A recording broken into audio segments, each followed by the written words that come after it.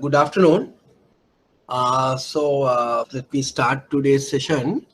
Now, before that, kindly just tell me how many students joined today, right? It is how many students joined today, Buddha, right? Are there any newcomers today, right? I need a feedback from you. Are there any newcomers today or the people who joined from yesterday, last week? Are there any newcomers? Yes or no? Vishwanath, yes? You joined today? Mr. Vikramasinghe, you joined today or no idea? Right, okay, doesn't matter. So uh, I will just, can you see the slides, right? You can see the slides? Can see. Yes or no? Yes, sir. Yes, sir. Right, okay. Yes. Okay, so then, uh, right. Then I just, anyhow, for the people who benefited, was not in last week, I quickly go through what we have learned last week, right? Just give me a 5-10 minutes, or I just roughly go through the in the first session, right? Okay, then we discuss about the introduction to credit environment and the competitive forces affect the credit business. That is what we discussed last time, the last week. And of course, there we discussed the what are financial institutions and what are their the role in banking industry.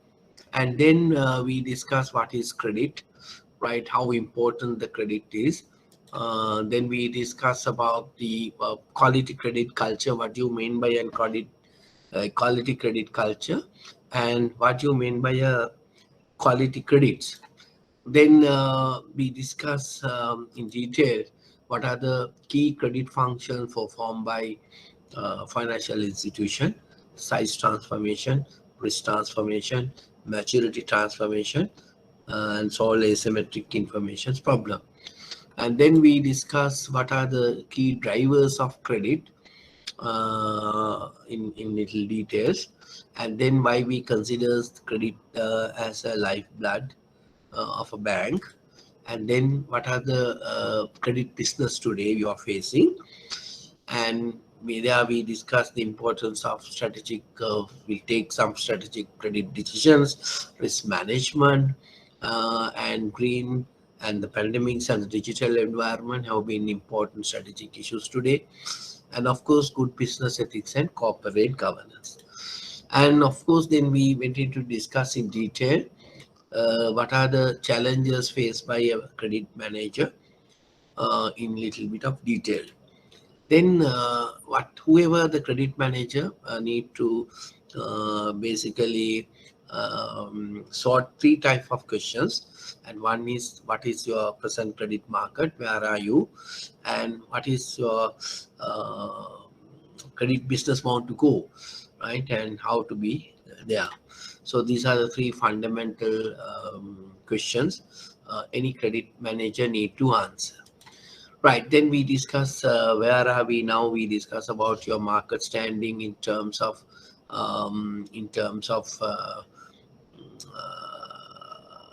total value, in terms of product wise and things like that. So that's what in our lessons we are trying to help you to understand where our organization is. Then we discuss what are our targets and how we are going to be there, how we are going to execute your credit strategy, right? And we discuss the next, what are the type of organization involving in money lending businesses, money lending activities, right? We discuss different type of organization involving in business activities or lending activities, right? And then we discuss about the competitive forces affect your credit business with the help of Michael Porter's analysis. And then we identify uh, the the uh, the banks prevailing in Sri Lanka, and we have around 30 banks in Sri Lanka, and some of the specialized bank, some of our commercial bank, some banks are foreign banks, some are private bank, and some are government or state oriented banks. So these are our total players in the market, in the credit market.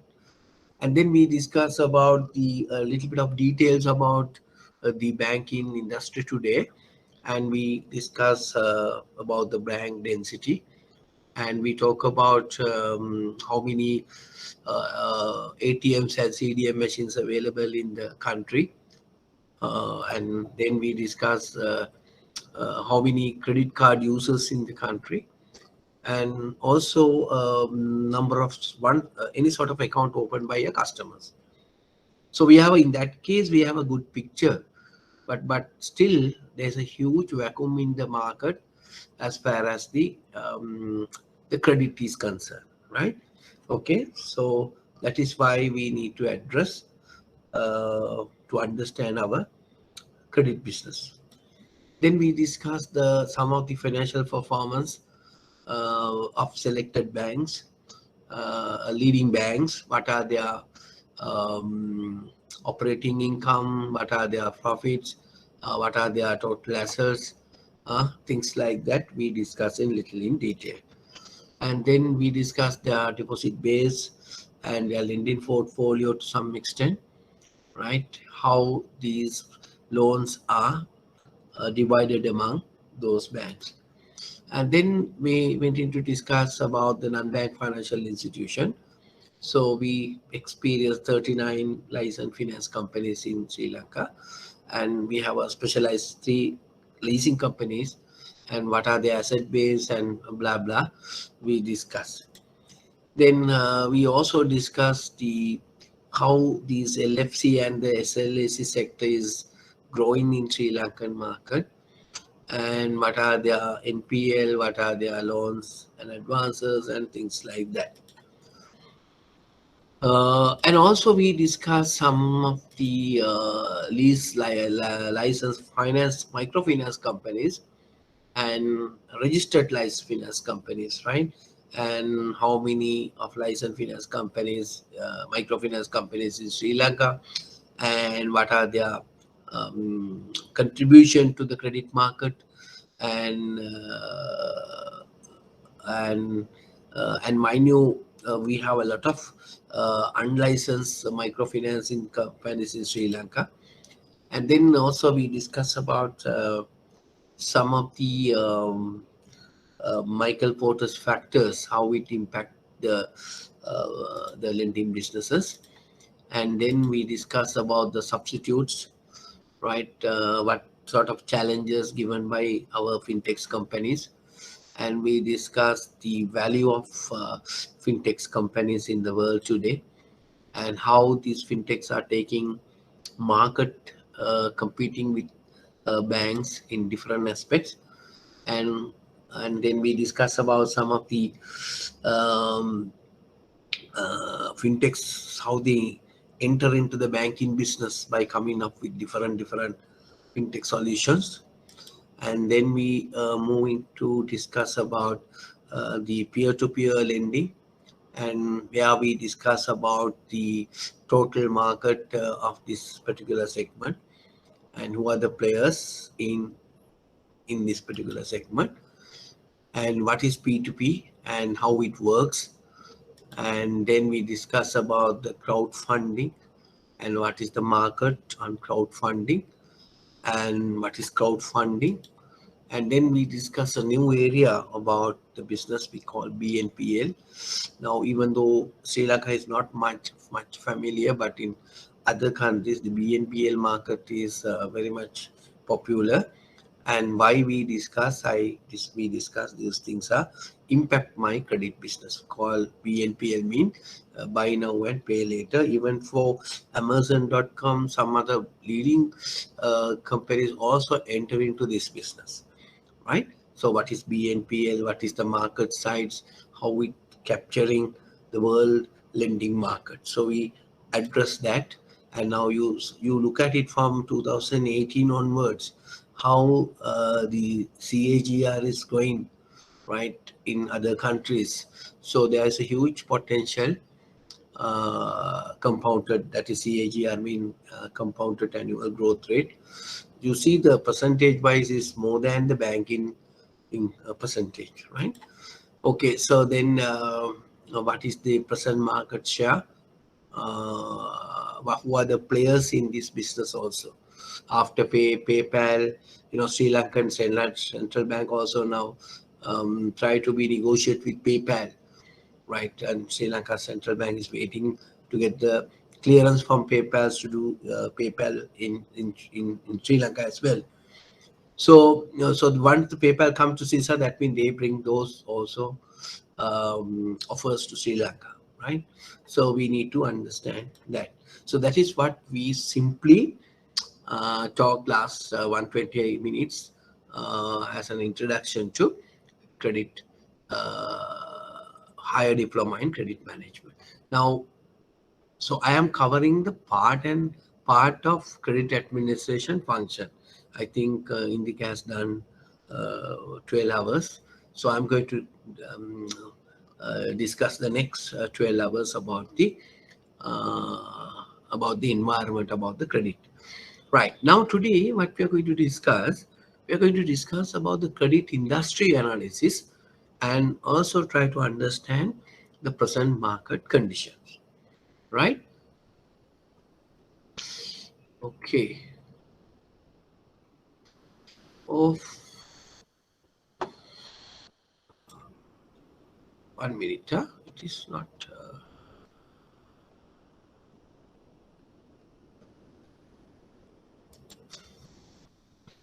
It is not to be seen. 1 minute.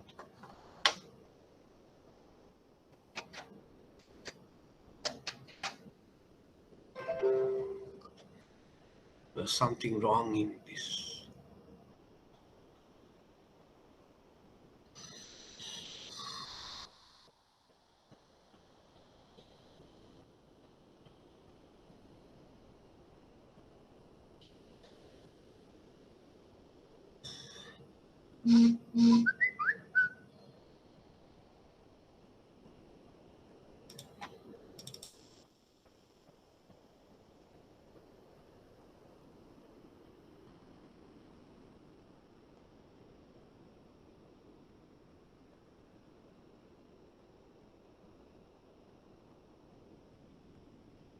Right.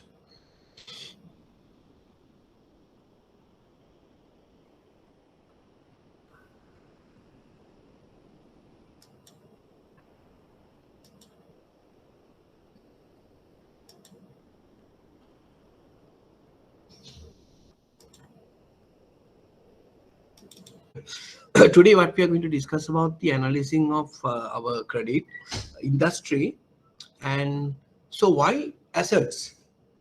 So why we considered about the assets? What is the importance of asset for an organization? Now, assets for an organization usually perform the four main functions.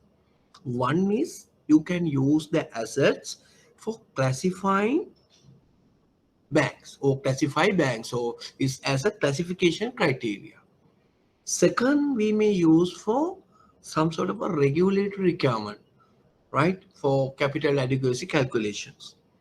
Then also we may use assets to sort of display from profitability angle, like return on assets and things like that. So assets also we can use as a strategic goal. Now let me explain with respect to credit market why assets play an important role, right? Now with this, if you really look at the Sri Lankan banking industry, so we discussed we have a 30 banks, right?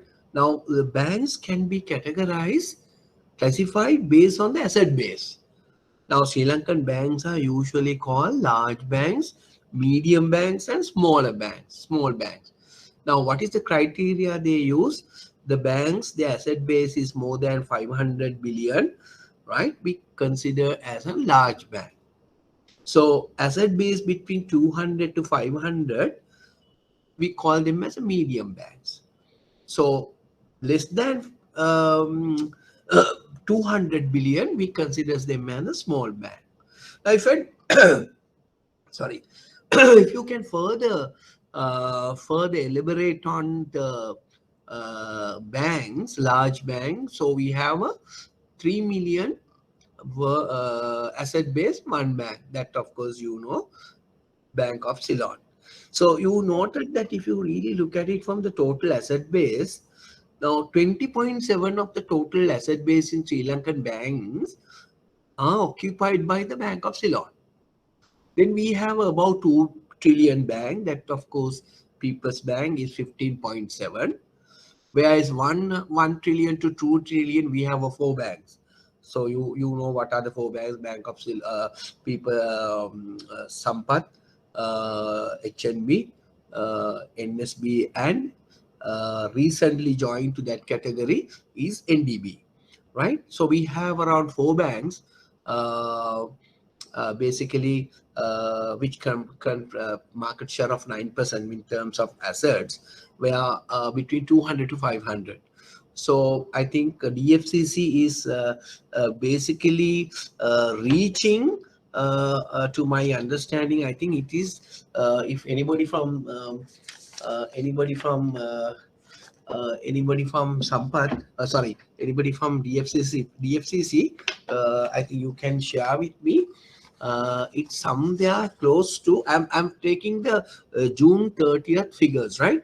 I think it's 492 odds, right? So therefore they are not come to a still 500 category, right? There are 4 banks. So now 4 banks are basically HSBC, DFCC, and NTB, and also I think Ceylon, right? Ceylon also comes under that category, right?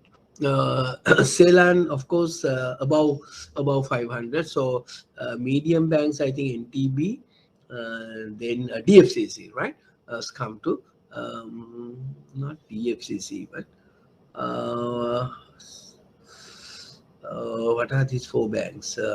HSBC, DFCC, then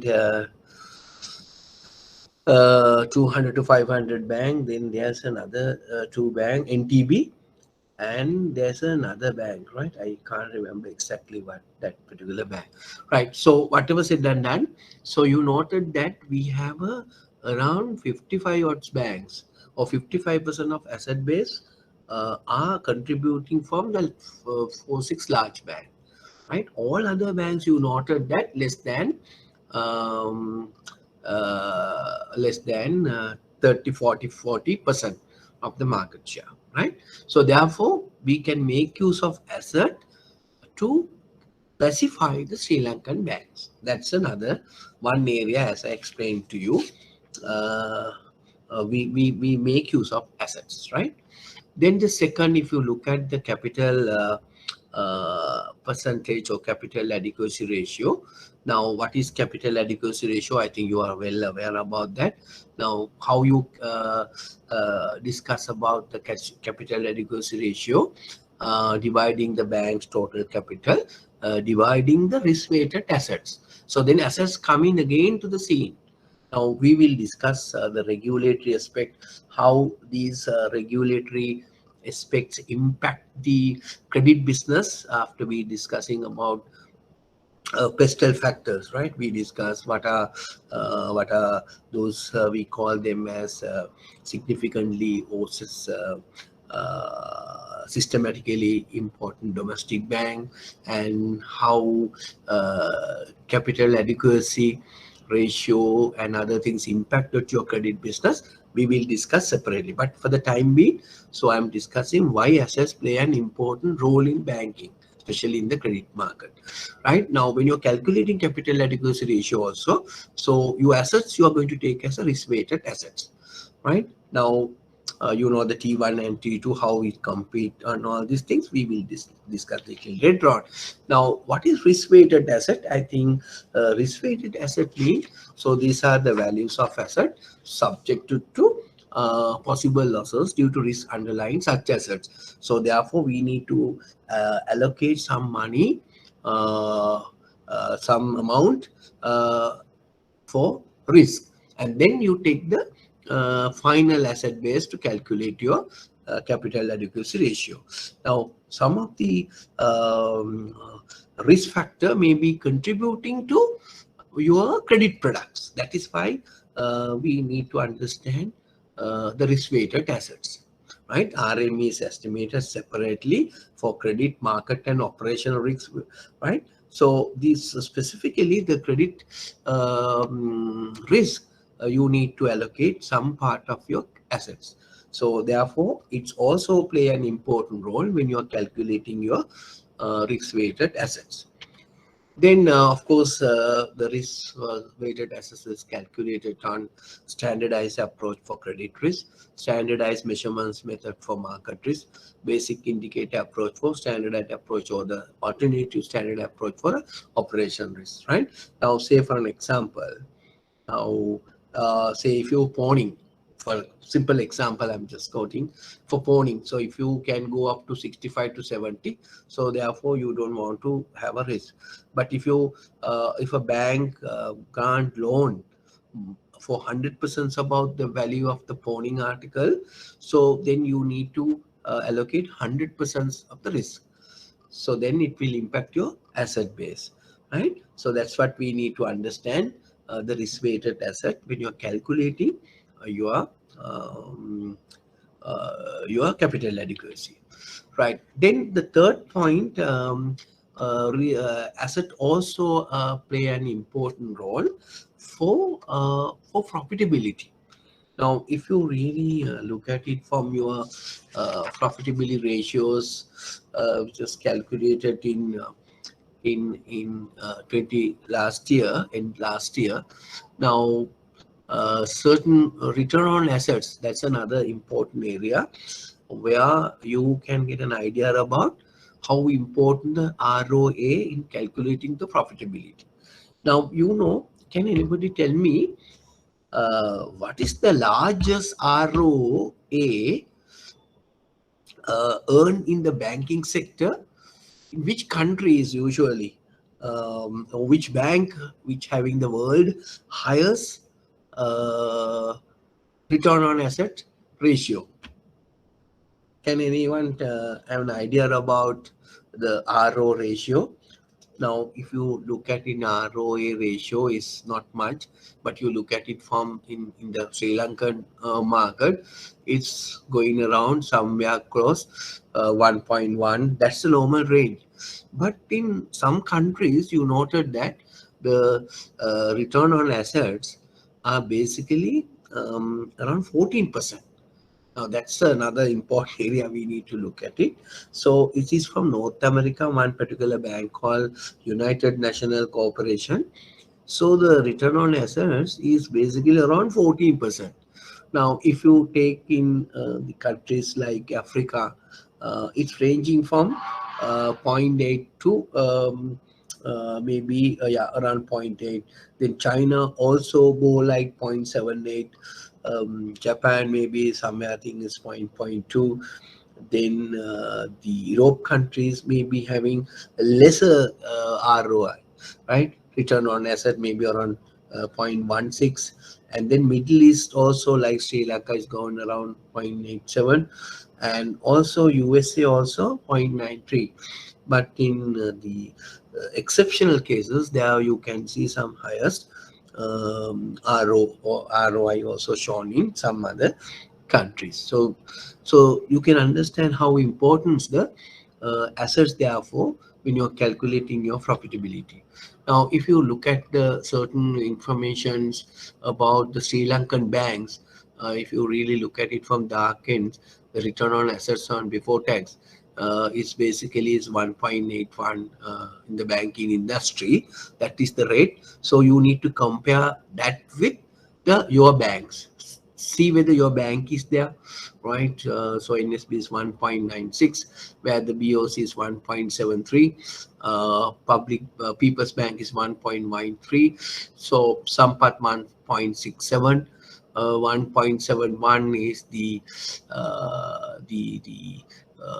commercial, and HNB is 1.67, like that. So you noted that your return on assets when you're compared with the banking industry in Sri Lanka. So you have to get an idea about your ROI.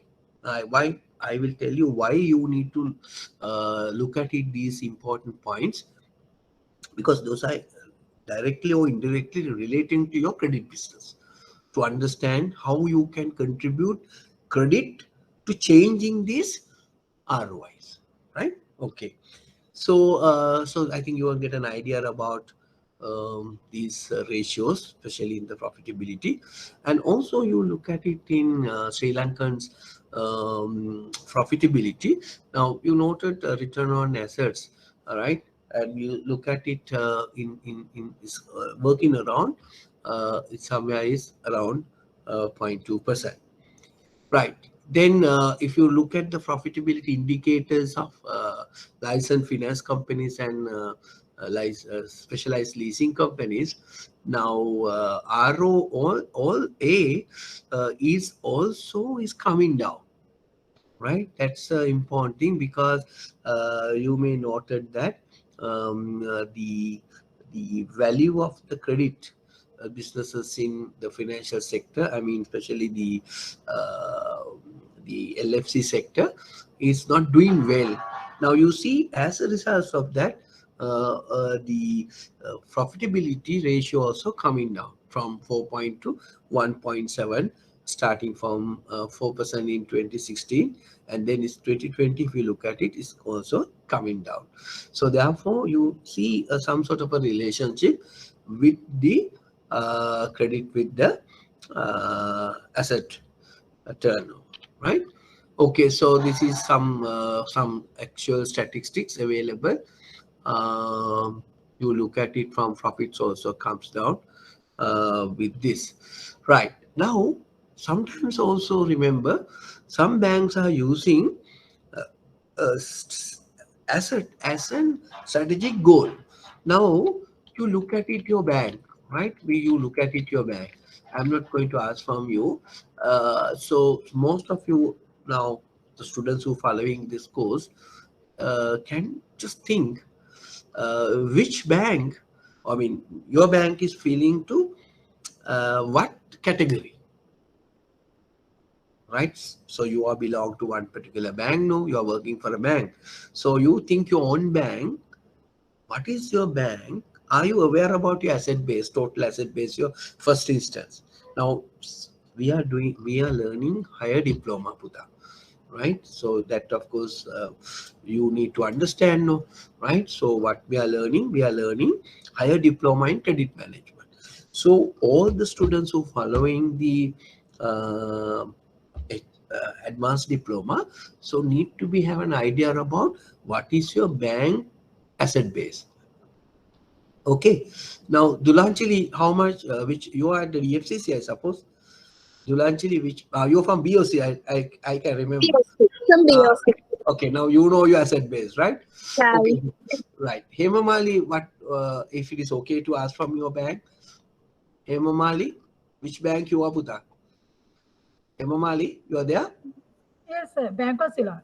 You also Bank of Ceylon. Yes. Chaturika? Which bank you are, Puta? Huh? Which SDB Bank.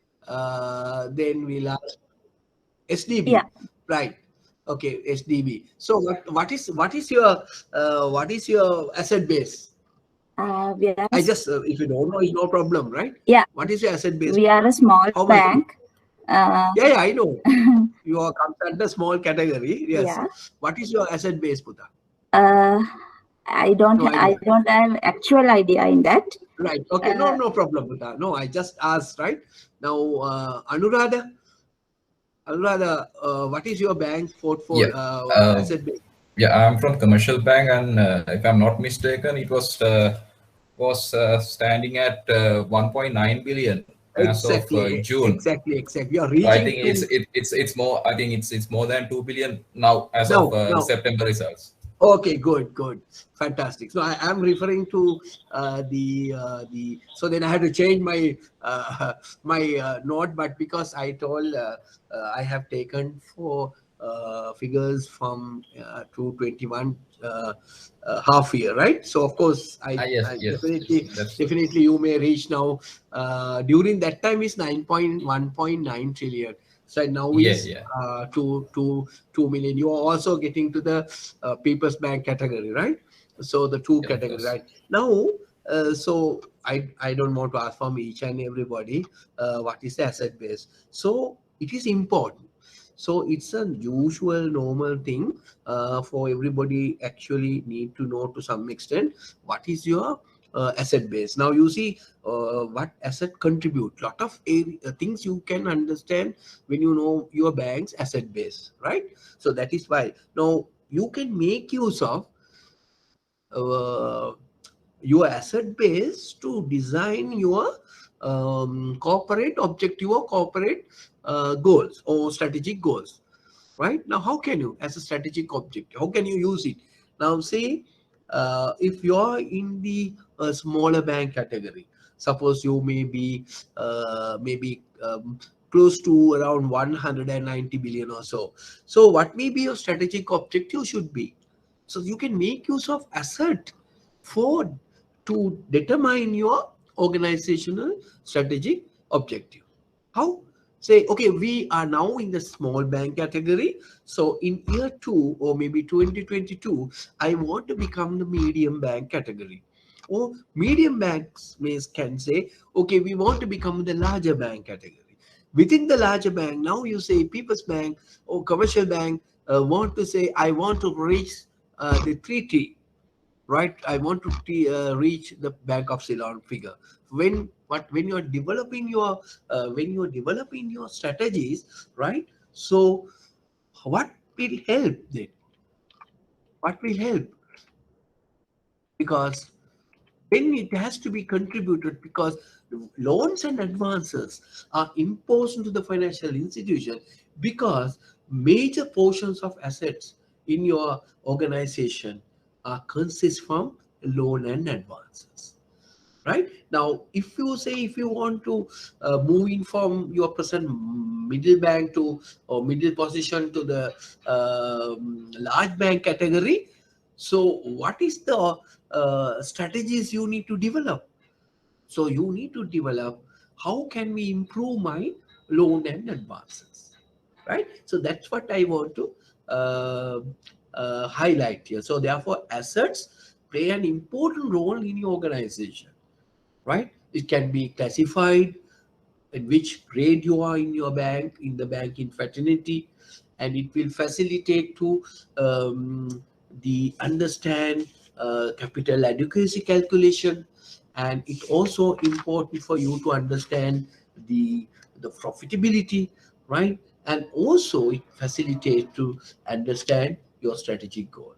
So once you understand your strategic goals, so you noted that so major portions of your assets, usually any bank, is consist of from the loan and advances. Now you will see how important the loan and advances for your businesses. Okay, right. I look at it in a different angles. Now, again, the asset transformation. Now you look at it, a type of transformation. We discuss size transformation, risk transformation, and things like that. No, so we also maturity transformation. So some of the functions and also asset also play an important role, as I explained earlier.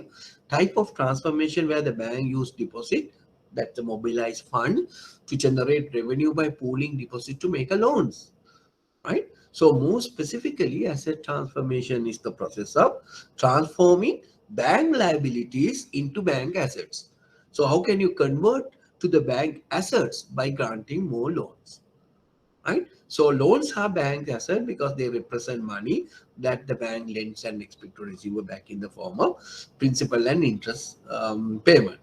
Okay, so I think you understood how we import the asset transformation and what sort of contribution you can make from your credits and advances. Okay, I think you get an idea about that.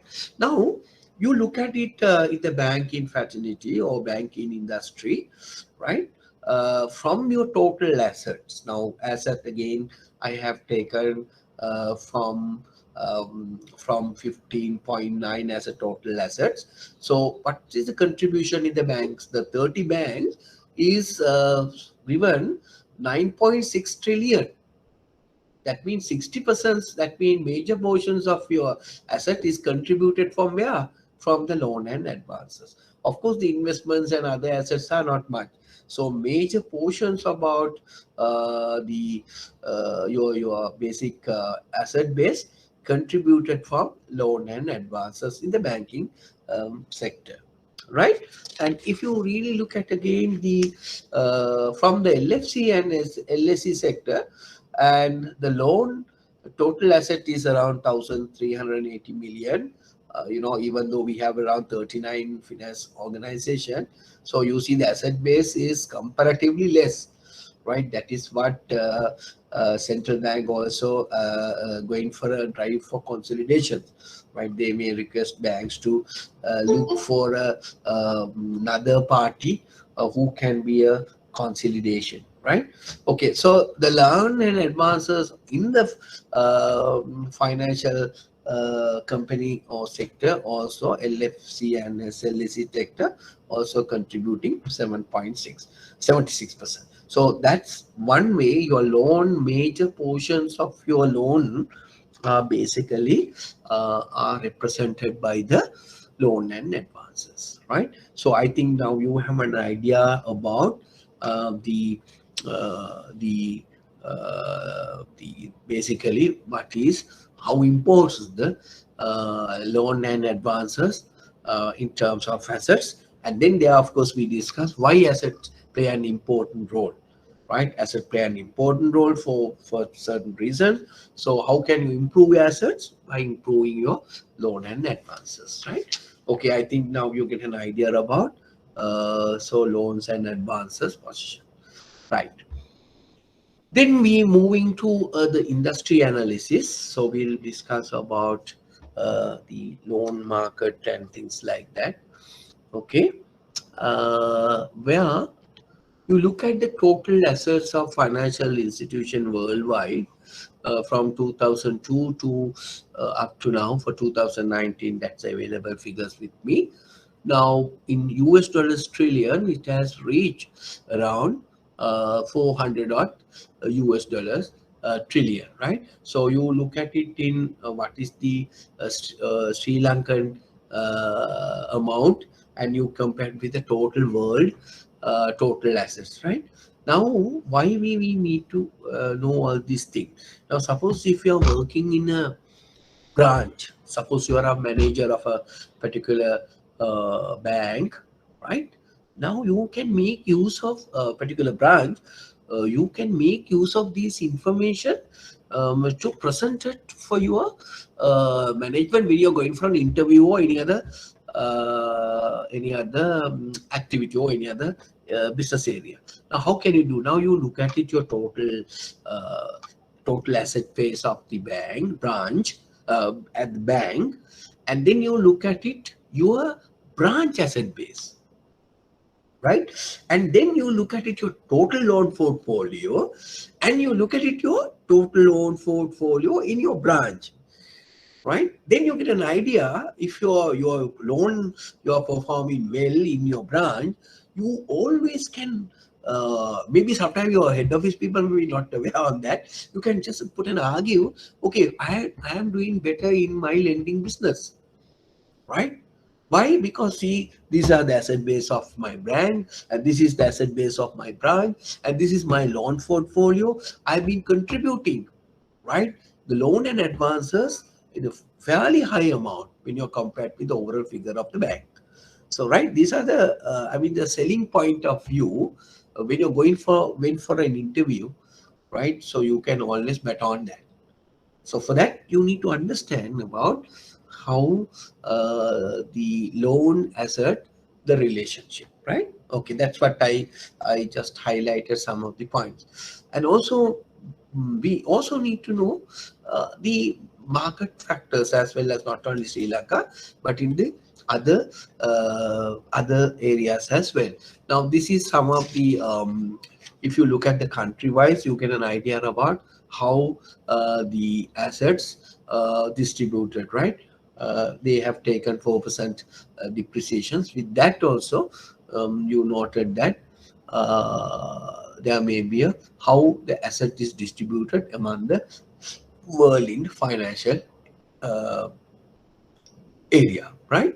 Okay, just for you to understand how the asset base is spread in the world, right? Then again, you may come to the global financial assets again. If you look at it from 2014, that's not big. Okay, let's look at it now. The market capitalizations of banking sector. Now we'll discuss about the total financial sector now. Now, if you really look at it, the market capitalization of banking market, the worldwide, right, in 2021 is something come in trillions. Of course, this is in euros, so it is around 7.3 trillion. So that is the total banking uh, banking asset base in the world, right? Okay, so then what is the lending market size in the world if you really look at it? So I don't know whether you are, I mean, get an idea about this, right? What is the total lending market? What is the lending market size in the, before we come to Sri Lankan lending market size? So you need to know about what is the total lending market in the world. Now, of course, the lending market estimated around 6.8 trillion US dollars, and of course CAGR of 4.9% from 2015. And as you well aware, now it was slightly dropped in 2020, and of course is a minus figure, right? It is a minus figure. It is from 6.751 and to came from 6.875 billion. In that is basically, if you look at it, is 6.8 trillion, and that also expected to move from 5.5% growth from 2021 and to reach around close to around 8 trillion in 2023. So that is the Statistica information. Now the Statistica is the world body who provide lot of statistical information to different needy people in different dimensions. So the Statistica is also provided that lending total market for you to get an idea about what is the total market where we are doing a business. Right. Now, also we look at it, largest bank. So from in 2020, now this is very important thing. Now it is happening in the world like Sri Lanka. Right now, Sri Lanka, you noted only few banks. So we have a, what is the market, banking market in Sri Lanka? What sort of market we are operating? Right? We call them as oligopolistic market. No, only few players are in the market and having larger share of assets. So it is not different to world also. World also the same thing. Now this is the largest 12 banks. According to again the Statistica, I will took into December 2020. Now you noted that the total assets, right? If you really look at from the total assets, individual banks. Now, who are the leading 4 banks in the world now? Now that is what I mean. We have no option. Sometimes people are criticizing and so about the China, and there's no option. Now the largest 4 banks representing the world is the Chinese bank, Industrial and Commerce Bank of China, China Constructions Bank Corporation, Agriculture Bank of China, and Bank of China. So Bank of China, we have also branch, right? We have a representative unit here in Sri Lanka, right? Suppose the Sri Lanka Bank of China going to establish branches in Sri Lanka. What happened to our main branches, main banks? So they have so powerful. So these 4 banks, you noted that right? Or maybe this basic 10 banks in the world. What is the total banks asset we discuss around? If you really look at it, is around 200 odds, right? Or maybe around 180 or 190, just close to 200. Now, if you look at it, the majority of large bank in the world is representing the 20% of the total for asset base. So that means few banks, again, like Sri Lanka, in the world also playing a role. Okay, that's what we need to understand. So now this is 2020. Now I show you some of the slides where it is not in your handout, but I have quoted. Now what happened? How many banks in the world? Of course, we have around 30,000 number of banks in the world, right? Okay. So then you look at it. So what is the position? Maybe in 2012, 2011. Now who is the number one? Wells Fargo, Bank of America, Bredison, and Santander. So all are the main leading banks in 2011. Now what happened in 2018? And now what happened in 2013, 20? Now USA Bank was replaced by China, and even they have went into the change their third positions also. Now, you noted that major share is held by all Chinese bank, right? So I just explained to you just to get an idea about so the how the assets. Of course, these banks, all the banks are basically work out based on the asset base, right? That means definitely they are offering more credit. Right. So see, China is overtaken the USA market, right? Okay. Now, if you look at it in that sense for Sri Lanka, total assets of the financial systems in Sri Lanka. Now, this is according to the central bank statistics again. Now, you noted in Sri Lanka, we have a banking sector, other deposit taking institutions, special interest in that is financial sector, mean including the insurance as well, right? So, our total asset base, right? Total asset base in Sri Lanka is something end of 2020 is 23.5 Sri Lankan rupees trillion. But if you look at it, the present situation as at the second quarter of this year, it is basically around 27%, 27 trillion, the Sri Lankan rupee, and which represented by the banks around 62%, and other those unit trusts, primary dealers and stockbrokers, venture capitals are around 4%. And in fact, this nice things happen in last year. You see the LFC and the SLC contributed 8%, right? That's a significant thing, right? It is contributed. If you look at the 20 end 20 early 2020 figure, that contribution from LFC and SLC is around 8%, right? But you look at it, others are 2%. Now, LFC's contributions have come down from 8% to 6% as of today.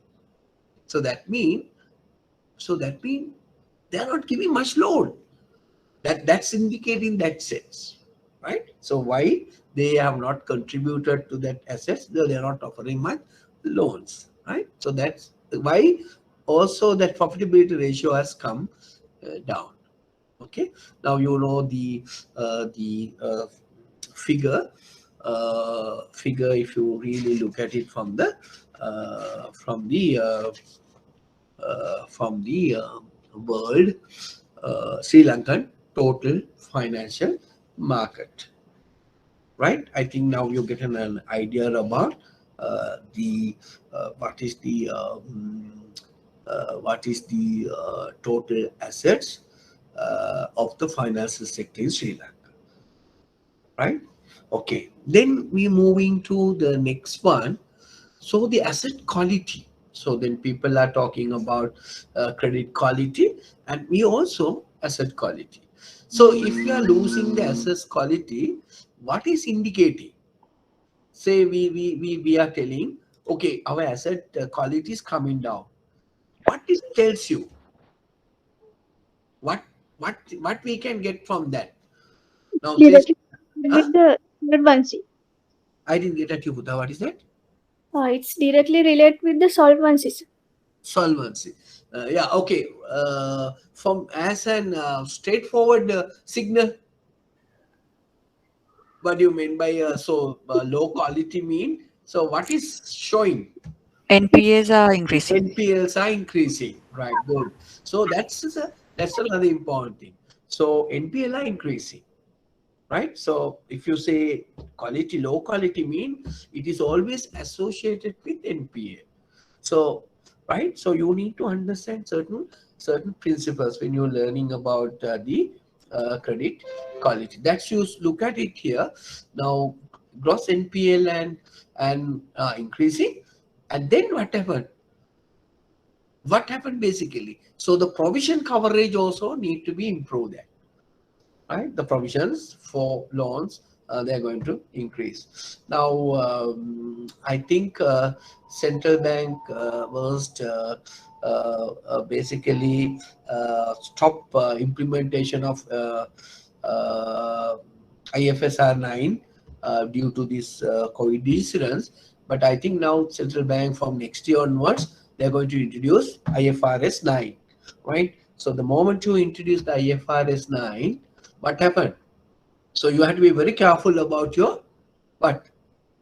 The moment you introduce your IFRS 9, you need to be careful about your what? Your Provisions. assets quality. Right now, asset quality means directive asset lending. So we have to be very careful. Now, this was supposed to apply in this year, but due to last year, but due to COVID-19 and all these things, it was postponed. I think I saw a recent circular direction issued by the central bank. They may going to introduce IFRS 9, and then of course, then asset quality play an important role, right? So you need to relook at it, your credit lending, right? Whether to give a quality lending, right? So I just give an idea just for you to think. Now, if you look at it in the Sri Lankan banking fraternity or banking industry, these are the figures as at I think it's from August, right? In August, right? Okay, so you look at asset base, and that is increased to 16.4 now, but the loans are 10.4. I took loan as the same figure. Investment, deposits, the borrowings, the capital funds, right? These are some of the indicator of the present situation in the banking fraternity. Now, remember, you as specifically, if you are involving in the credit business directly, or even for that matter, if you are in the hierarchy of a certain level of your organization, maybe in the maybe a little bit of manager levels, or maybe little higher level, even the down level. So you need to know what is happening in the market. So then only you can take a quality decisions if you know the information, right? So that's what my area in about high advanced diploma in credit management. So I try to fortify it with you some of the information so that we be benefited for you to take some quality decisions when you analyze in your market. Okay, right. So then we moving to the next one. Just we look at the credit growth. Then we look at the credit growth, right? Now, what is the credit growth? Now we look at it in last year figures. Now it's a gradually recover in the credits to the private sector by the licensed commercials bank basically, right? You look at it, end of the year only it was increased, but the early we have the COVID-19 and all, so we may not in a position to come up with some lending. So at the credit to the private sector, so if you look at it, increased by 374 billion during 2020, and but it is recording a growth of 6.5 year to year by end 2020. So you have given more loan during the latter part of 2020. Clear? I think you understood that part. So I will take the microfinance sector later on. This is how your credit growth took place in 2020. Now, if you really want to know what is the loan, now when you are learning about the credit growth, usually the institutions are giving credit to private sector and to the government sector and to the and basically to the corporation. That's how the credit was distributed, or whatever the credit you are giving. So either you need to give one of the three areas. So we are very concerned about the credits given to the private sector, right? And within the private sector, you may look at it MSC sector, right? Then you look at it net credit to the government sector, also a little bit of increasing in latter part of 2020, right? So the lending to government sector also increasing. Now, so you may heard about the credit, now credit the 2020, so the Sri Lanka's Central Bank of Sri Lanka came up with lot of initiatives for they use their monetary policy just to to release sorry, some release of the credits to the market. So what action they have taken, the central bank has taken to improve the credit flow into the market? Can anyone tell me what actions the central bank has done? Or there's a lot of issues on that also. What actions the central bank has taken to improve or pump more credit to the market during the year 2020 latter parts and the early period of this 2021, right? Manjula, can you tell me, or anybody can tell me, what are the actions taken by the central bank? Introduce Huh? Okay, go ahead. What sort of monetary actions they have taken? introduce a COVID-19 4% loan scheme. Right. Okay. So that's one aspect. Okay. Now, as a policy instrument, The reserve what ratio. yeah, one is the reserve ratio. They have bring down from 4% to how much? 2%. 2%, right? Yeah. Okay. You think how much? They reduced the reserve ratio, I believe. Yeah. Statutory reserve ratio, right? SRR. So because if you want to, I am not going to tell you all these things. If you want to know about little bit of know about SRR, right? How it calculate and the impacts and all. What are the other countries? No, the certain countries they don't have SRR. Some countries are having 90% SRR. Imagine. There are some countries are not having SRR at all, like England even do not having SRR, right? So SR banks use central bank use as a monetary policy instrument, right? Okay, right. That is why they reduce 4 to 2%. So reducing from 4 to 2%, how much of money is going to come to the market, right? So that's another area. That is why still there, but despite the fact of reducing the reserve ratio, money is not much enough flow to the market, right? Okay, that is why 2020 latter part the amount is increased. One reason is reducing the statutory ratio, right? What I want to tell you, if you want to know about this, what is SRR, how they calculated, what is the industry world, how what SRR is calculating and what is the SRR ratio in the Sri Lanka as well for the last couple of years, last maybe 20-30 years, how Sri Lankan SRR market is changed, and then the countries, world countries, how they manage SRR, how to calculate the SRR. There's an article written by me. You just log into internet and just go for SRR. So the article is pop up what I have written in the Daily Mirror, Daily FT.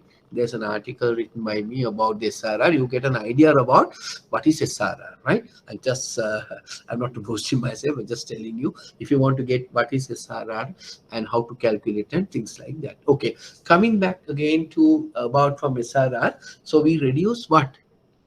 We reduce the another.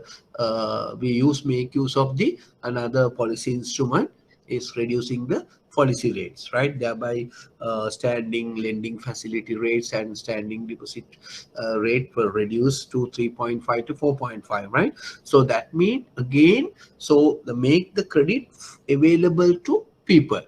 And of course, we have a moratorium system, and then Saubhagyas, there are some refinancing systems introduced by the central bank, and then the open market operation handled by the central bank, so managing the treasury bills and treasury bonds. So all this was not only Sri Lanka, remember, other countries also apply the same instruments to face this COVID-19 situation, right? Okay, so now they have taken out because the money is during that time there's a more money is coming. You know what happened? So then the credit become more cheaper. The more cheaper the credit become, people are tend to go for more imports. Then that is why suddenly, despite the fact of our we have a control import bill, what happened is suddenly increase. Now, what is the reason? They said the credit is more in the market. So I think you all got my points, right? Now, why then again they have increased from 2 to 4% again, right? So another reason why, because the moment you have a free credit into the market, so because of less interest rate of credits, then people make use of to buy or import items. So they use the credit to import items. So then they have realized the credit may use for importation, right? So therefore they have increased again. There may be an increase again for statutory reserve ratio from September. No, September 1st, they have increased from 2 to 4% again. And then again, they may increase little bit of policy rate also. And to meet this, to meet this, I mean the higher inflation rate, right? To control a bit of higher inflation rate. Okay, now you see credit. What credit can do, right? Credit can create market and destroy the market as well, right? Credit. So therefore, it's a very powerful tool. You need to manage very carefully from the bank's point of view as well. Okay, coming back again to what we have discussed in detail, right? So this is what happened in the credit market in Sri Lanka in 2020 government. And also, now look at the credit market as is today. Now, banking sector credit extended to the private sector. Basically, it is little increase in August. Now, for 134 billion in August alone. Now, enhancing first 8 months figure to 625. In 2020, the figure is 374, right? That, of course, we discussed earlier. Now, this credit is 374 here, right? And you noted that it was increased up to what? 675 as at today, right? So then again, the total portfolio increased from 6.79 trillion from 6.17 trillion in 2021. Now I'll give you the corner, right hand corner. So how much of credit disbursed during the given to the private sector during the this year's January, February, you see, and January is 25, February 80, March 112, like that. So August, a massive improvement is around 134 billion. Now, net credit to the government from banking system increased by 168.7 billion in August, and as an August figure, 5.0 trillion as against 368 trillion a year ago. Now, credit to the public corporations slightly decreasing in August, but overall picture 1.136 and come to 1 trillion. So that's the disposal of credit by the banking sector to different areas. Okay, I think you get an idea how it has in 2020, how it behaved in 2020, and now how it behaved in 2021 up to August, right? Okay, so then you look at it. If you really look at the classifications of loan and advances, right? Now, if you really look at it, the informations in what is the loan, what percentage, what type of loans, usually banks are giving high percentage. So the loan category wise, if you look at it, now term loans are usually the highest type of loan given by the banks. Now, each contributing around, out of now say end of July 2021 figure, we are having around 10 trillion issued, right? Now, from the 10 trillion, that is the outstanding amount, right? Then you look at the term loans, almost around 5 trillion. So that means 56.7% of the country's loan given by banks for the term loans. Now, you know what is term loans, right? And then you note that even though we talk about overdraft because of this new 4% grant also, the banks are only offering 1.63 trillion. So through for overdraft, right, which represent around 15.7. Now, if you look at the loan category from this side, if you look at it, the total amount and the percentage, you can get an idea what sort of credit products are basically more marketed in Sri Lanka. That is the idea behind that. What sort of business, what sort of loan products, whatever said and done, having the largest share in the market, right? If you look at the pawning advances, even though we talk about the pawning, only 4%, only 408 billion has given. Now, how many advertisement you can see for pawning advances, right? But what is the total portfolio? Is around 408 billion. Now, look at the lease rentals, 290. Credit cards, you look at the credit cards, around 132 billion only, right? So we will touch the credit card little later on, right? Then the overdraft, that's the second largest market in credit business in Sri Lanka, is consists around 1,603 billion. Then housing loan, what is the total market? 659. Now look at the rescheduled loans also have a huge amount, right? Around almost maybe in the fourth point, no? Yeah, rescheduled loans. Huge amounts. That means these are not a new loans. You give another loans for existing customers. So that also play an important portion, right? And you now from this, what you need to identify. Again, you can identify.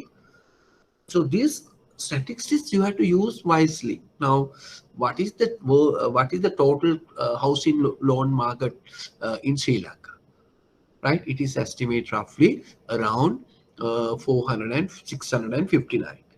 Right, from 659 total housing loan market in Sri Lanka, how much your bank has totally given? right? How much your bank is totally given. Now that figure, so we discussed earlier, which banks are giving little housing loan. Then you may know what is your market share as far as the housing loan is concerned. Then coming from that point onwards, okay, so what is your branch contributed to that? Now these figures can be used to selling, right? So that's what we need to understand. Right, so when you're going to market this yourself, your branch, you can make use of this information. So this is the my credit market. This is my housing loan market in Sri Lanka, right? So total market is so much.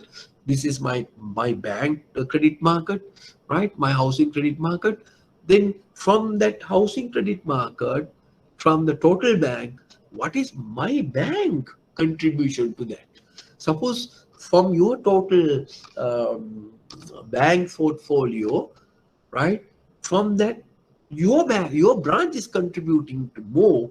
So that's you can, so that's you can fight for promotion. So whatever you want, right? So you get an idea about what are the business areas, right? What are the loans areas, right? With this information, I think you have an idea about what is the Sri Lankan total loan and advances market, how the loan and advance market of around 10 trillion, the total market, and this 10 trillion, how is basically contributed, or how to what extent this total loan market is contributed by different types of loans. Clear? I think you, okay, clear, understood, right? I need a response from you, right? Okay, so get an idea about what sort of the loan portfolio your bank is having, and what is the total market. Clear? Go response, right? Yes. Right. Okay. Yes. Okay. If I ask from Bank of Ceylon, what is your total credit portfolio? Right, like asset, what is your, I'm sorry for asking, right? Any volunteer, what is the Bank of Ceylon total credit portfolio?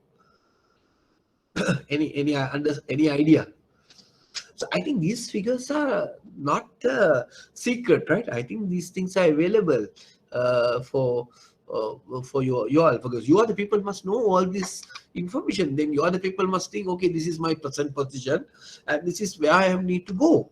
When you are delivering a lecture also for your staff, suppose you are a head of credit or something, so when you are delivering your program for your credit officers or whoever, you can make use of this information, right? There's no problem for me. You can make of this is the market, and this is the total phone market, and this is my bank market, and we want to to improve to this one, to this, and this become a number one, like that. So you can make use of all this data. That's no issue from me for you to educate your people, right? So can anyone tell me what is the total credit portfolio in your bank, right? Can anyone support me? Any volunteer? Bank of Ceylon or People's Bank? Are you having an idea, right? What is your total credit portfolio? Your bank. Now I think now you know, you have an understanding about the overall picture, right? The market position. So having understood the market position, is no need of having, if you don't know your internal, your bank credit portfolio. Now you have a few things to do now. That is why we have a separate course called Advanced Diploma, right? So you need to understand the market, how market is behaving. For that, you need to understand your own in-house information, right? So now I think Anjana and Anuruddha, you may understood now how important the knowing about certain internal information. But you don't want to have an up-to-date figures, right? At least you may have some information. You can get it from your quarterly information. And also remember, according to the customer charter, right, every bank, right, need to publish your quarterly annual reports once you completed the particular quarter. Now say for example, now this quarter finished end with September 30th, no, right? September 30th, right? September 30th. Third quarter, end of September 30th. Are you aware that according to the central bank regulation, when you need to publish your annual report, quarterly figure, before when? 30th November. Yeah. What is the period? 2 months period, right? 2 months. Yeah. Before 2 months, you need to support, you need to publish in, you need to gazette it, and also you need to publish in 3 languages. The format is given by the central bank, right? Because why? Earlier we can have it our own format. So then make it little difficult to average person to understand. Therefore, central bank has given now, okay, all the banks need to be publish their quarterly reports based on certain standard format. Then therefore, the general public can compare apple with apple, right? Then you can say, I get an idea about what is the asset base of this bank and this bank, right? So, okay. So, okay. Then how many of you honestly are aware about your total portfolio, credit portfolio? Anybody? Anyone? Any gentleman who knows your bank lending portfolio or loan portfolio? No? Sir, NPB, it's 236 billion. 236. I am not 100% sure. You think it is 236 billion? Yeah. Right. Okay. As Now, second part of it. okay, no problem. So at least you know, no. So that's, I'm happy. So now you calculate from the total how much you are contributing. Your what is your loan portfolio market share? But in Sri Lanka, you know, now other countries, those figures are easily available. But in Sri Lanka, for I don't know what reason, these informations are not freely available, right? Right? So if you have to pay me for calculating all these things and giving to you, right? But these are, you can get an idea about what is the NDB portfolio market share, a lot of market share. Get an idea around, no? So what you need to do, you look at the total portfolio, maybe around 10 trillion. So then you get $10,000, 10,000 billion, and 267 divided from 20,000, 10,000 multiplied by 100. So then what is the percentage in that case? කීයද එන්නේ පුතා? එහෙම බලුවම 10,000 බෙදුවම 250 10,000 බෙදලා 100න් වැඩි කළාම කීයද එන්නේ? Rough figure. You know, calculate කරන්න ටක් ගාලා. How much your market share in that case? Avada? Omali, no? How much? So divide by 10,000, just get the rough figure. It's around 2.5. 2.5. Right. Now, okay. Now you have an idea now, no? Now this is my total loan portfolio. So that means, so 80 odd percent occupied by other banks, other 29 banks. Right? Okay, just to get an idea. So likewise, who all other people can, your immediate job is tomorrow, right? Has to go and your bank and just inquire about what is your total loan portfolio and just see and get an idea about what is your market standing. Now, remember we learned earlier, so every credit manager need to answer 3 fundamental questions. What are the 3 fundamental questions we need to answer? One is, where are we now in terms of credits? Right. Now you know where are you, right? Now you know your market share is 2%. Then your next step is, where are you going to be? Okay, how much I'm going to reach? Whether I'm going to reach 7%, 8%, that is difficult, right? So you need to decide a certain reasonable amount. maybe 2.5, maybe 4%. Okay, I'm going to increase my lending portfolio for 2022, maybe around, now present say 2.5, maybe around 3.5. So that's a very good enough. I don't put more figures, never achieve, no. Right, then again, you say, okay, 3.5. Now, in order to improve my present 2.5 to 3.5, what things I have to do? Right? What are the actions I need to do? So I need to go for different type of lending, maybe asset-backed lending or cash-back lending or project-based lending. So you need to look at it. Then you need to look at it whether the opportunities available in the market. Okay, are we going for a credit drive, credit card drive, or I'm going for syndicated drive, I'm going for asset-backed drive, cash project drive, like that you need to understand. Okay, so I just give you some food for thought on these areas. Okay, right. And then coming back, I think now you have a clear idea about the type of loans. And then you look at it, the next slides, I will try to show you what sort of a segment or sector this loan is granted. Now, I don't have the figure for latest for this, but I have taken from the central bank for 2020. So the loan figure is around 9 trillion during that time, right? Now it is around 10 trillion. So there are 1 trillion has increased. But if you look at it, the sector wise we have introduced, you have noted. So most of the loans have given for consumptions and the constructions. Now again, you noted that that's a good sign. Now the construction business are badly impacted because of these price increases, right? Now we have given more loans, right? Now we need to look at it. So what are the now this? Why look at it from this information? What are the decisions you can take?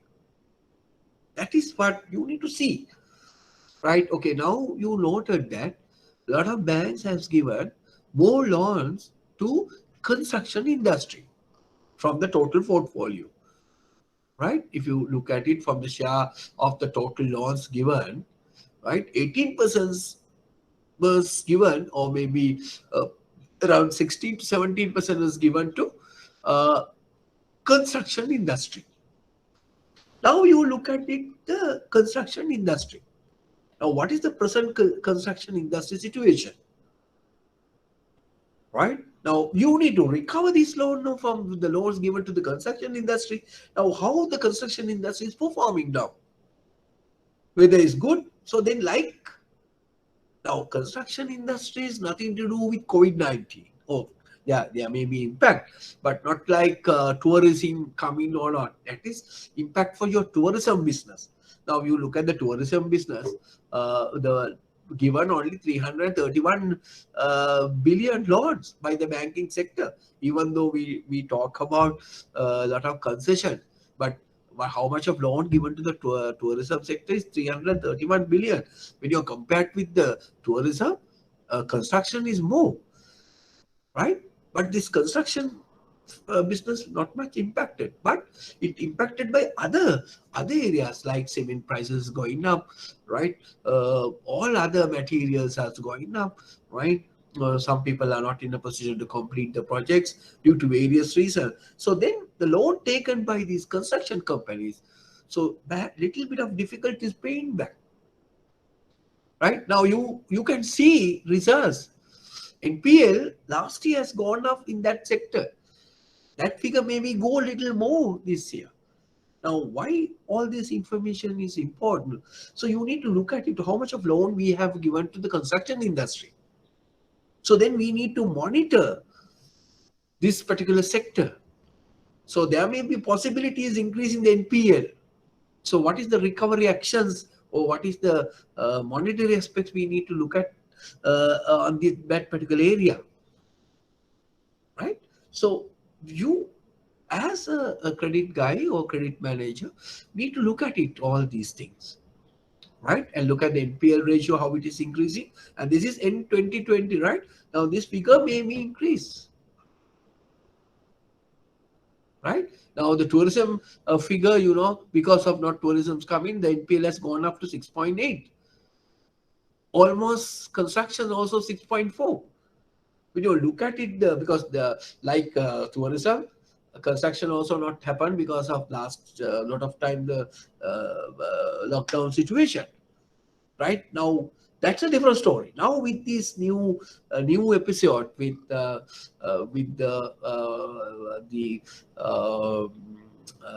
restrictions about the imports of certain raw material, right? So people have delayed constructions. They may be postponed their investment. That is why you noted in these days banks deposits are flowing, no, right? So you don't want to do anything. The bank deposits are flowing. Why banks deposits are flowing? Because people are delaying their investment, right? So you need to look at it that part. Then when you're collecting the bank's deposit, what are you going to do with that money? You're going for the repo, right? So you basically going for a higher income lending, right? So all matters you need to look at it by these sectors, right? So why all this information? Then you go and see, okay, what some banks now, I know indeed, I know these. I think HNB, to my knowledge, correct me if I am wrong. Out of the during that time, I had a meeting with all these respective people. So, HNB has given a huge amount when you compare with 331. The larger portions was given by HNB to the tourist sector. So what happened then? So they have impacted.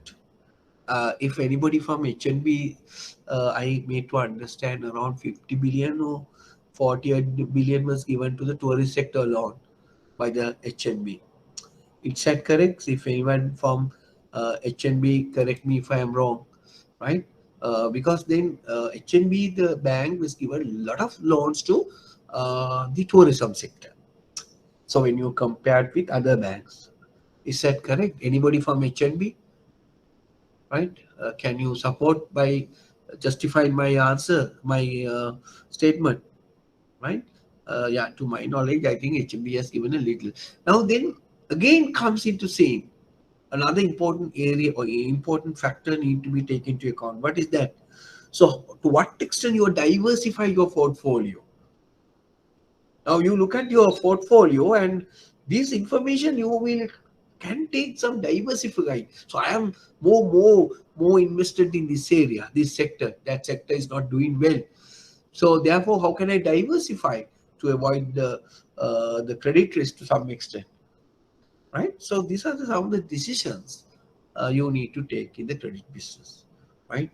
So I think you have an idea about what I am telling, right? So you look at it, the different sector wise, different loan type wise, how it distributed. Okay, so I think you get an idea about the how you are basically attended to all these factors, right? Okay, so next we moving to the loans as given by the finance companies. Of course, they are usually going for more on leasing business. Then how in their business also impacted on this, right? Because another factor now somebody can ask from me. Now I told you banks lending rates is increasing, but lending portfolio increasing the bank, but whereas the finance companies lending portfolio is not increasing. Now what's the reason for that? Of course, you know, so there is a leasing issues because vehicle is not import, so therefore they are the main people who issuing leasing for vehicles and all. So therefore they have some bottleneck in that area. That is why their credit is coming down.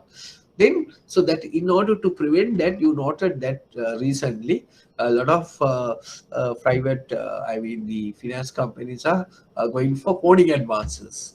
Now, that pawning advances also increase, but the total pawning is not much. No, total pawning is around 100 and around 408. Right now, from pawning business, what is the contribution made by finance sector is around 72%. So you work it out.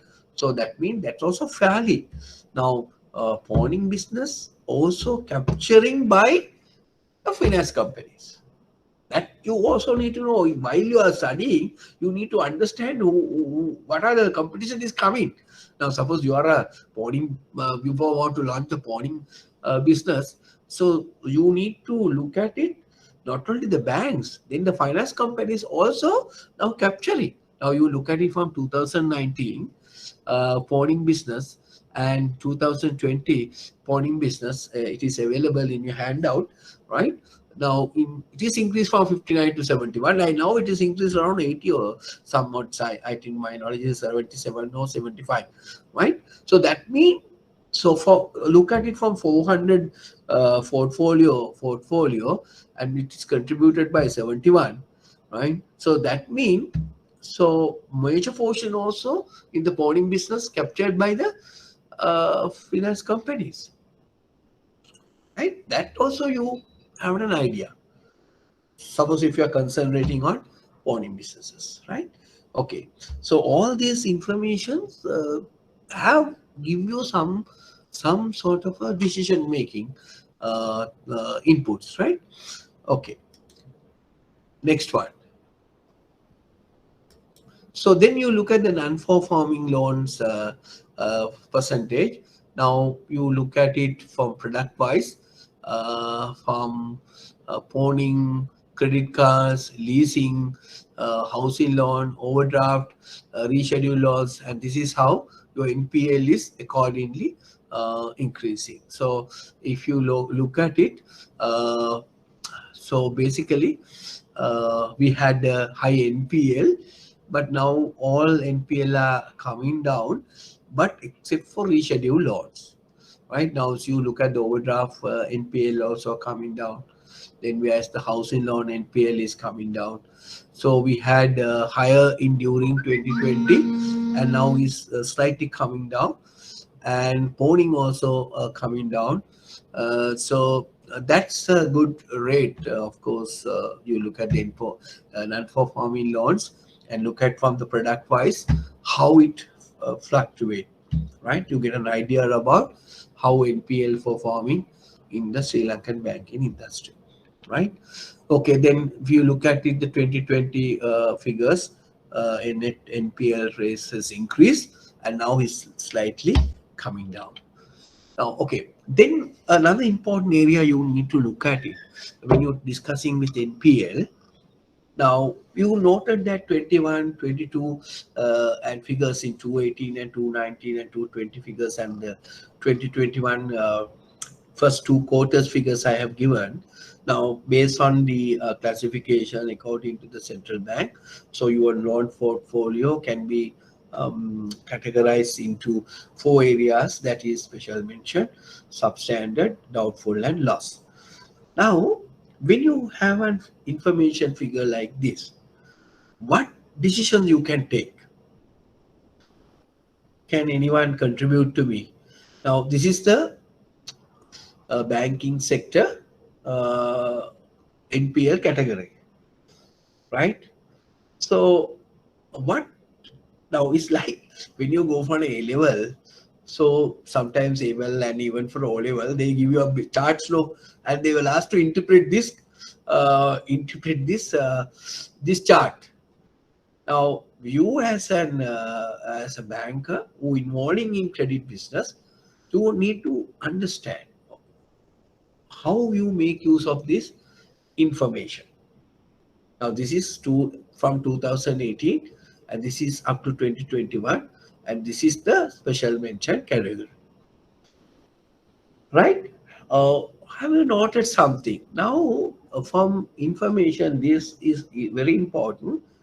So you need to analyze basically what percentage is moving from special to substandard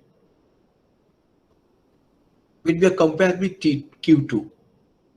What percentage moving from substandard to doubtful, right? That's also very important. Why? So that's also indicating your credit recovery process. So it's more percentage is moving from substandard to doubtful. That shows you have not practiced proper credit recovery process, right? The moment is going down, it's very difficult to recover now, right? So you have to concentrate usually, as thing you are well aware, from special mention, not to move from special mention to substandard, yes. But of course, if you move from substandard to doubtful, there is a huge possibility of doubtful may go to the loss category. So there are some indications also given, right? The percentage increasing, the loss category is increasing. Okay, right? So when you get now, these figures are available with your bank as well. Now your bank also prepared, maybe not in quarterly basis, even monthly wise. Now if you get a monthly wise information, even that can be used for your branch. You use it, your figures monthly wise, how it move. Then there is something that sometimes maybe one loan is represented damage or tarnish the entire your results, but still you need to look at it. Okay, why it has moved from special mention to substandard? Are we had it any follow-up action, right? So you as an administrator or head of credit, so you can't go in nitty-gritty all these small unit, and these are the information you need to analyze. How can I analyze whether my recovery team is doing well, right? Then if you are significantly increase from special mention to substandard, so you can take one by one and do some sort of an analysis, right? And NPL also provides some information for you to take some quality decisions. Okay, clear? So I think you got an idea about how you make use of the NPL also to analyze your figures. Clear, Puta? Understood? Right? Anuruddha, Badika, you're okay? Yes. Right? Dulanji, okay? Yes, sir. Got something out from, right? Okay, right. Then we moving to another area. So then again another area, a lot of people are right, a lot of area. You stuck though. It's not moving. 1 minute. Huh?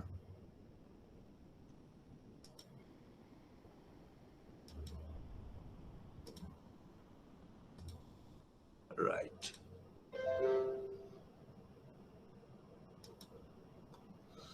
I don't know. I think they're stuck. Right.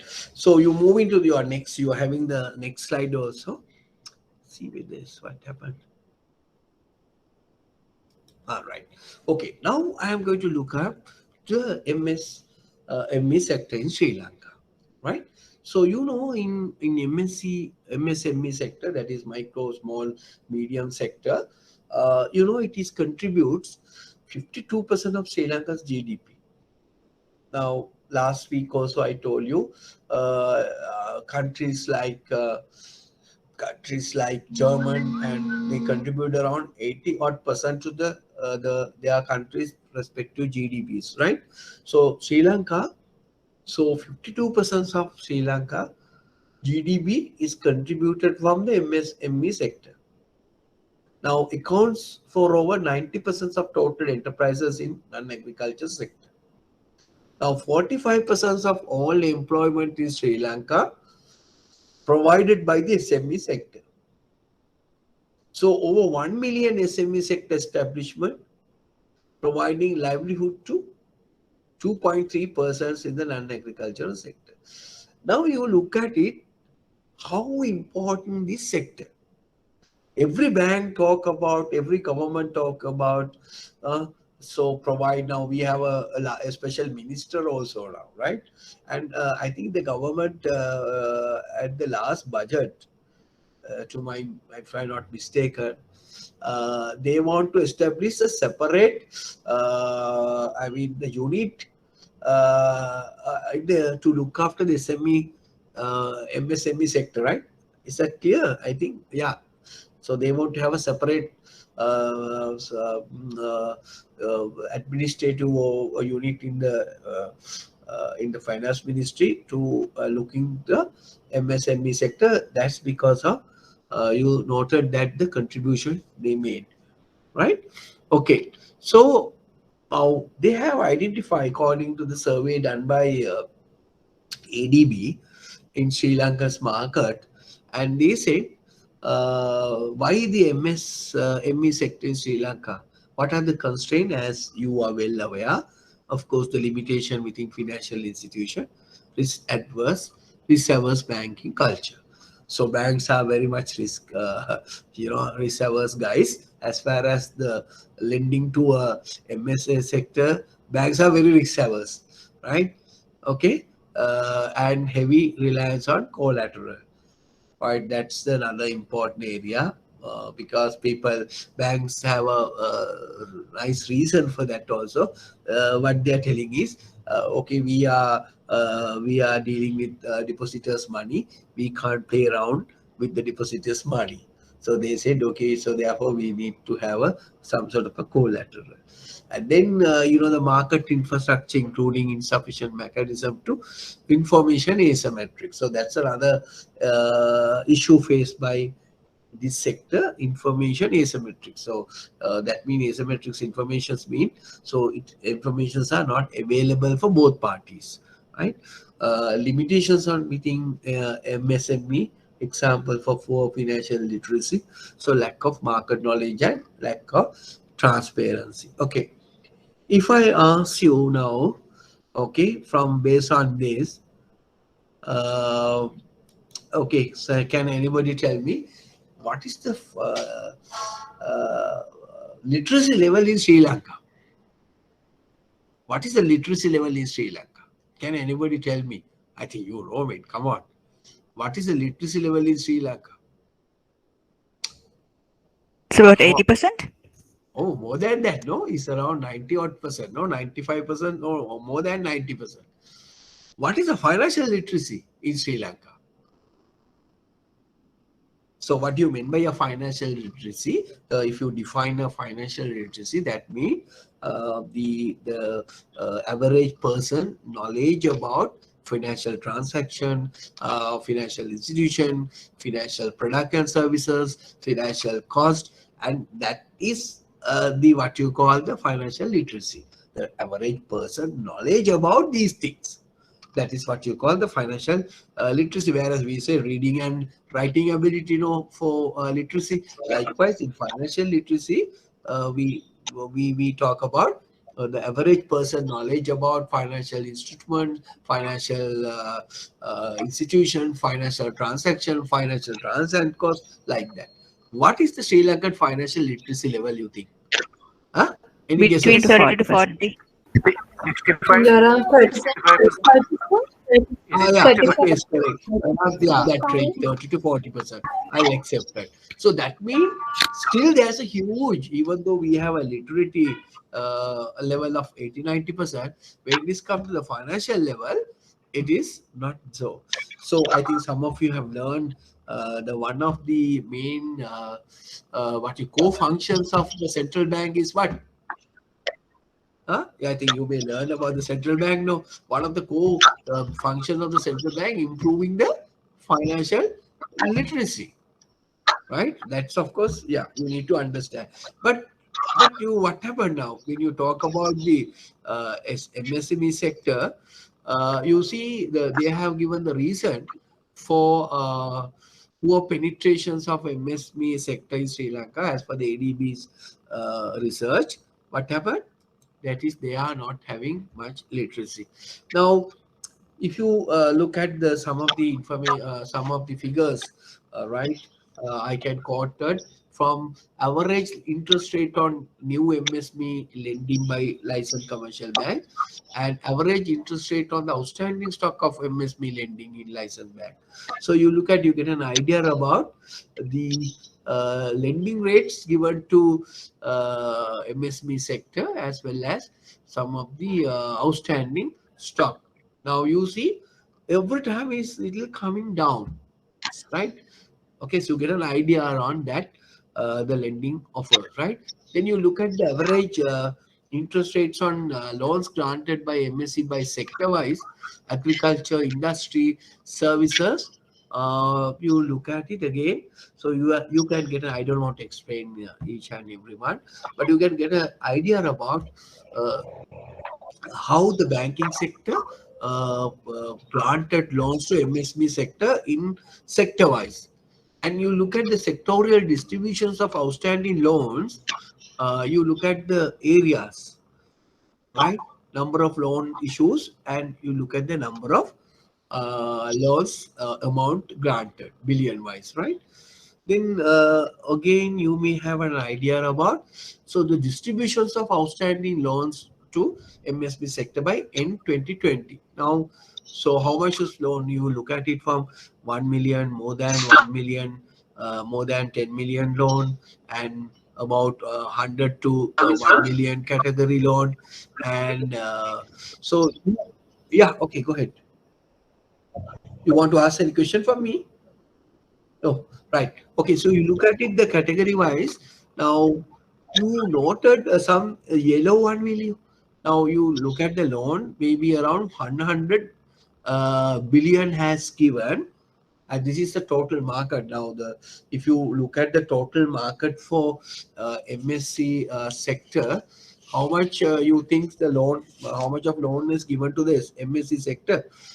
You think in by the bank?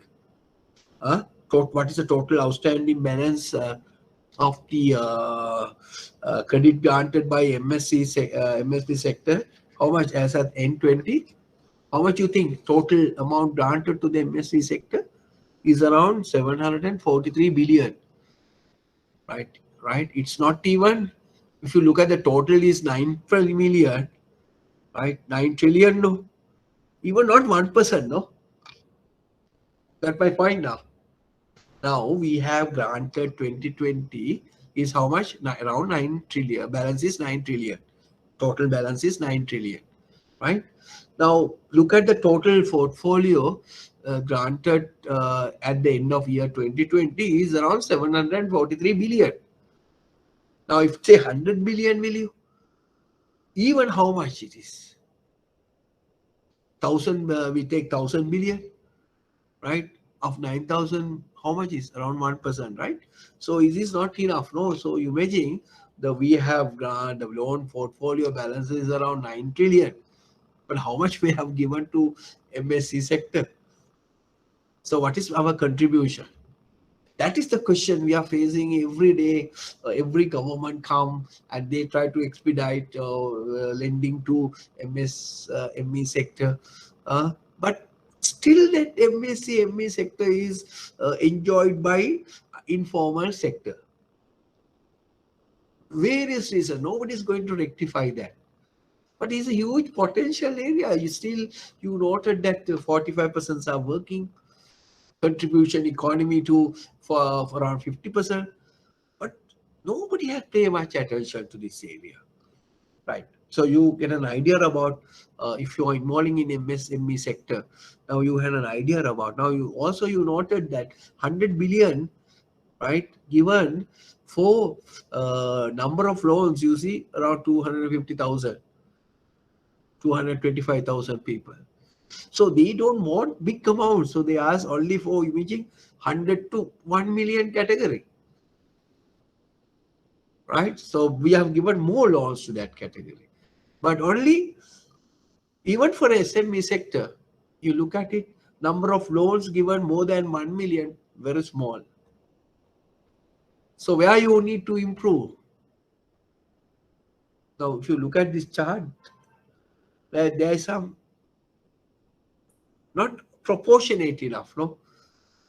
Right. Okay, so that's you need you and get an idea about how this information is sharing, right? Okay, so then you look at it. Another important thing, this is a comparison with for your seller regional counterparts. Now we look at it, the Republic of Korea, right?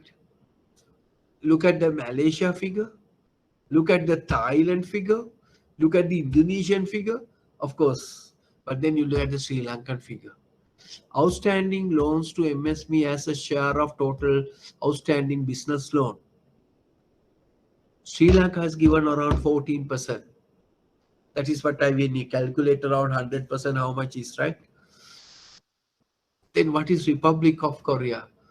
So majority of loan they have given from the bank's portfolio to MSC sector. So that is the one of the reason why these countries are there, right? That is why the entire country's economy is doing well because their contribution is more,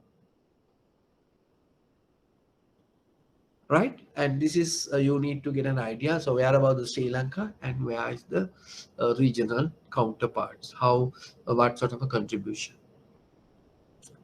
Right? I think you get an idea about this, right? So in Sri Lanka, and as I told you, around 743 billion as end of 2020 was given.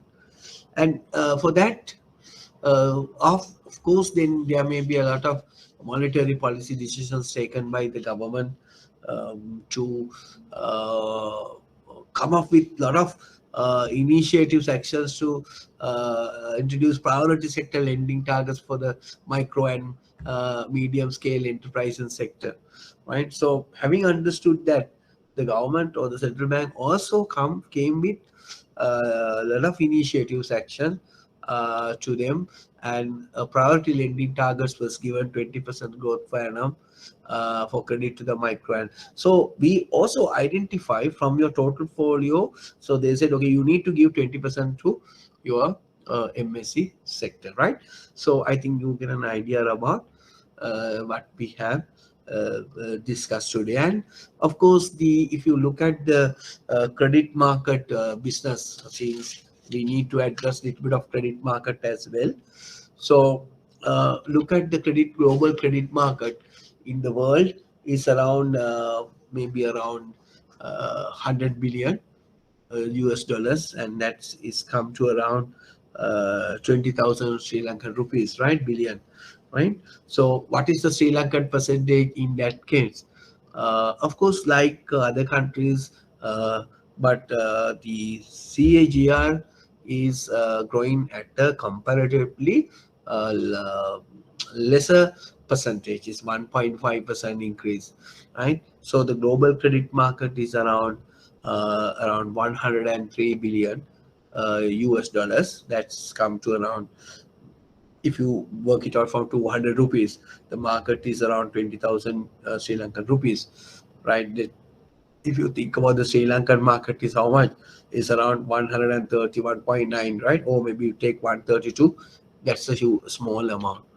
So if you take the credit card markets, I have quoted from payment figures, and you'll note it again. So we have 2 million customers, right? So there are 2 million credit card holders as at end of second quarter, right?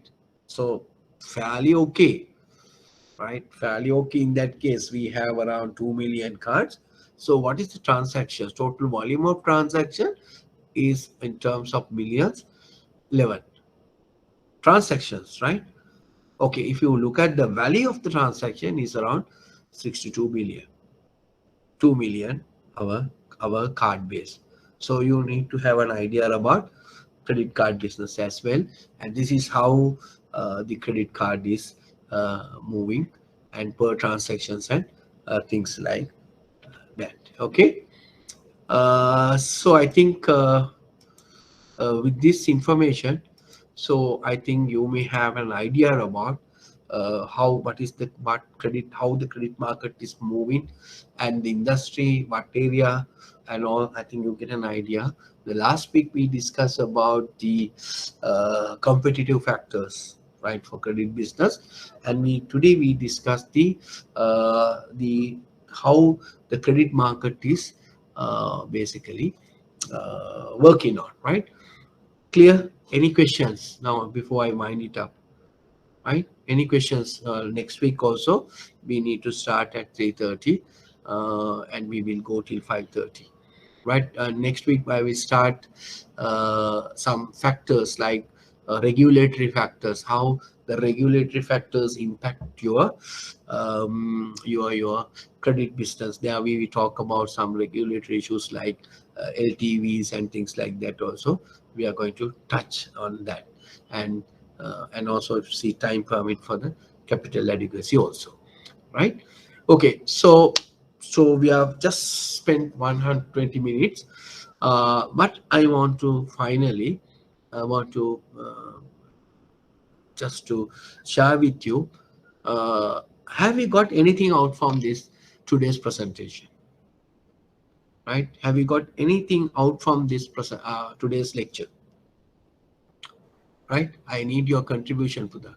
You get something out from this presentation or this today's lecture, right? Anybody? You didn't get anything at all, or maybe you learned something where you have not learned earlier or not known earlier, right? What do you think, Hussein? Hemamali, you got Badrika, no? Badrika? Yes, sir. Sure, right? Yeah, thank you. Well, that's what my expectation. You can't to get everything. Chandima, you got something out today? Yes, sir. Right, sure. So then I just get a random sample, right? Kosala, okay? Kosala, you got something out from today's presentation? Kosala, you are there? Right. Kumudu, you said I saw your message. Then Lakshani? Yes, sir. Lakshani? Yes, sir. Right, okay. So don't tell to feast me, right? So I need your candid view, right, about this. Okay. So then we will stop today, and we may have another. I'm thank you for you all. I mean, you have been contributing. So you need to do two things. So you go to bank and find out your bank asset base. Go to your bank and just check with your total loan portfolio. Okay, so then you at least then only learn something out of that. Okay, so thank you very much, and exactly 5:30, and we will catch you on next Sunday to discuss a little more about some fiscal factors, the regulatory aspect, how it impact your credit business. Okay, right? Thank you. Thank you, Thank sir. you. Thank you, sir. Yeah. Anyone want to ask a question? Thank you, sir. Thank you, sir. Right. Okay.